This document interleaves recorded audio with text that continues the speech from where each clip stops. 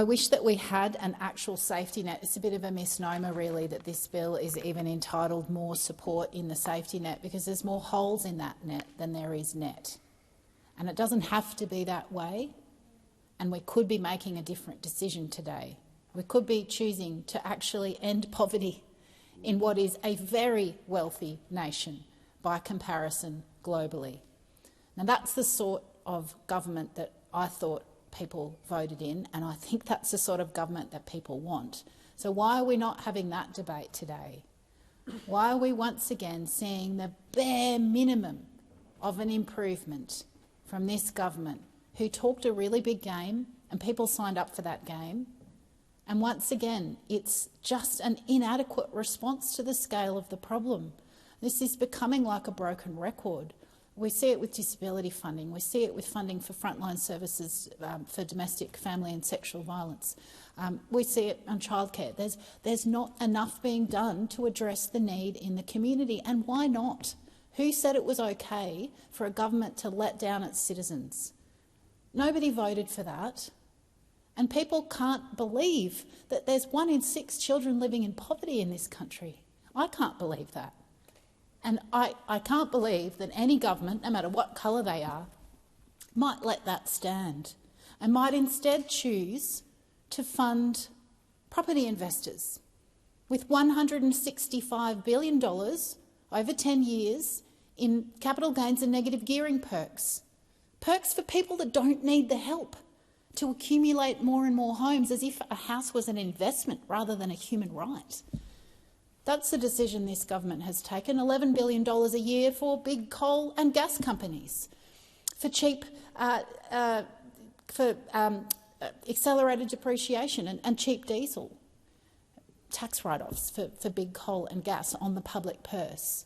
Money's found for big coal and gas, but there's not enough money being found for poverty. Nuclear submarines, tens of billions of dollars being found for weapons of war that we think makes everybody less safe. And yet the government can't find the money to increase JobSeeker to above the poverty line.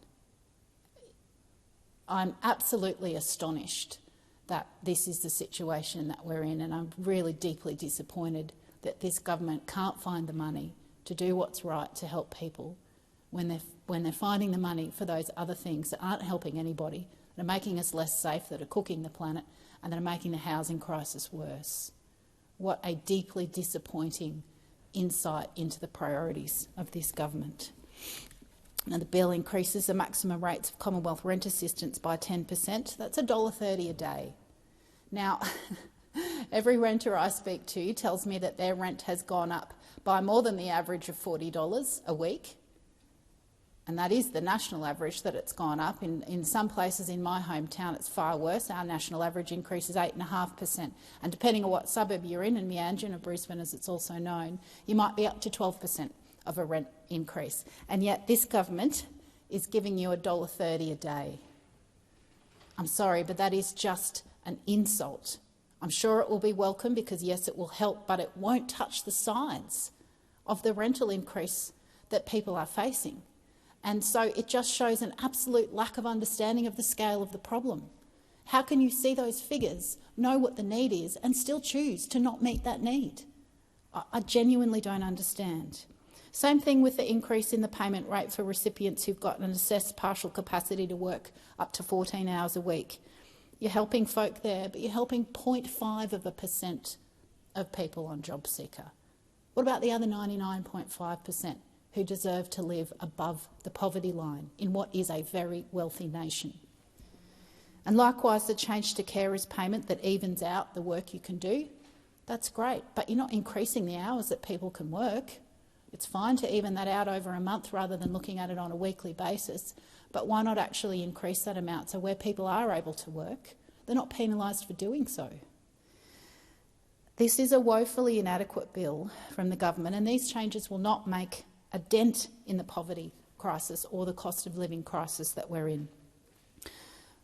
What should have been done, and what my colleague Senator Allman Payne will be moving to do, is to increase the base rate of JobSeeker to above the poverty line.